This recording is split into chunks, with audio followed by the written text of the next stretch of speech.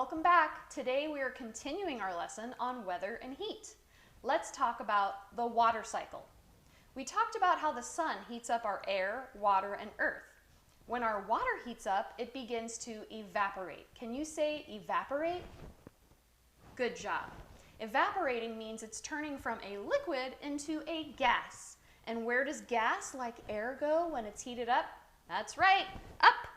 As the water goes up, it starts to cool off and it collects or condenses. Can you say condensed? Good job. And when it condenses, it forms a cloud. Now, when the cloud gets too heavy, it begins to precipitate. Can you say precipitate? Good job. That means it drops water. That's right, rain. If the air is freezing, what do you think is falling?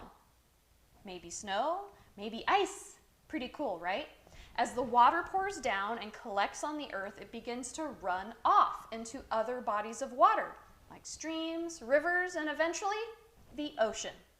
Now, to see this process, grab your adults. You need them for this. They are going to heat water until it boils. We need it to boil for it to turn into water vapor. That's right, we need it to turn into a gas.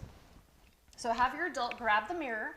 When the water is boiling, we are going to hold the mirror over the water and watch it collect. So it's evaporating and it's going where? Down or up? Up, that's right.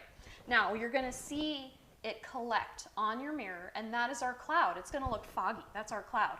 But the longer you hold it there and the heavier it gets, you're going to start to see it rain. That's right. So much fun. Okay, go have fun and I'll meet you right back here.